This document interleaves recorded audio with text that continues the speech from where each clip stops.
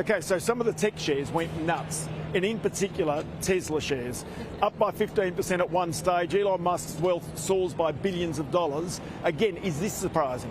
Strong return on the money he invested in supporting the Trump campaign.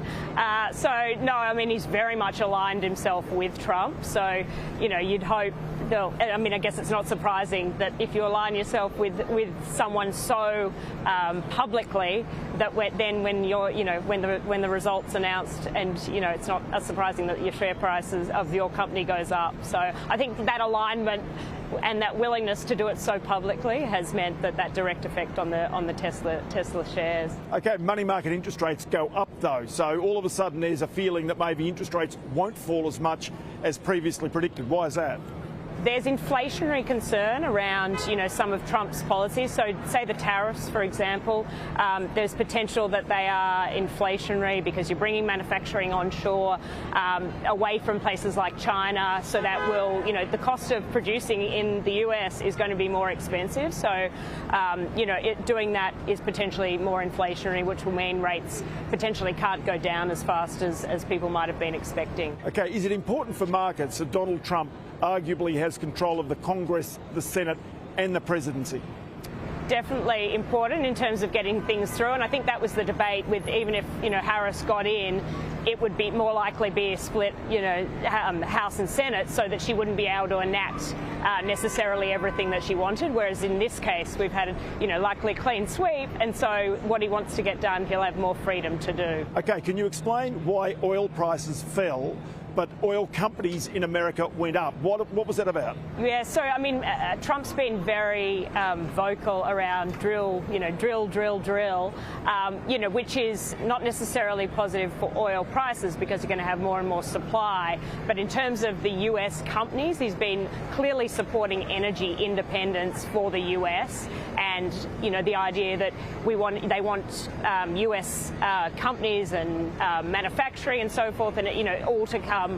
The energy supply to come from domestic sources. So one of Donald Trump's most radical policies is on tariffs, increasing tariffs or taxes on Chinese goods by 60%, on Mexican goods by 25%, and on goods from other parts of the world, including Australia, by 10%. What impact does that have, and in particular on Australia?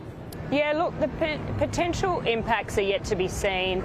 The last time Trump was in power, Australia did a pretty good job at navigating around tariffs, and this time round he's been saying he's going to come out stronger on places like China. So we'll see what actually happens, but certainly the secondary impact of those China tariffs could be an effect on demand, the Chinese economy first, and then on demand for things like iron ore for Australia. The direct tariffs, I think there will be some negotiating behind the scenes, particularly, we have the free trade agreements for most of the goods that come from Australia to the US, so we'll see whether there's leeway in these broad brush policies that he's sort of laid out in the campaign trail.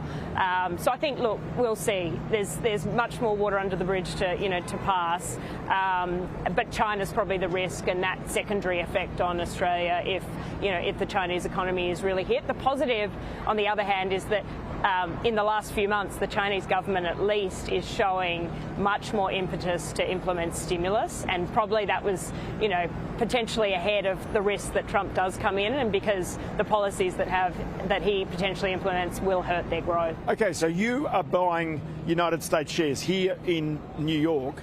But then think about Australia and Australian investors right now. Are they in a good place because of Trump's presidency or not? If they're investing in global US stocks, for sure. Right. So, yeah, I think, look, it's the US dollar's strong, US companies will continue to be strong, so I think it'll be great for Australian investors invested in global shares. But does that translate into people investing in Australia? Does it make it tougher for Australia potentially? I think you just have to be selective on the stocks that you want to invest in. Like, there's lots of global companies in it, like CSL, ResMed, etc. They're global companies that earn, a lot of their earnings in places like the US. James Hardie, for example, there are lots of Australian stocks that are global in nature, so you've really got to pick amongst the winners and losers for the Australian share market. So, Catriona, it's always good to catch up with you. Lovely to chat with you today here in the financial district of New York. Thank you so much, Ross.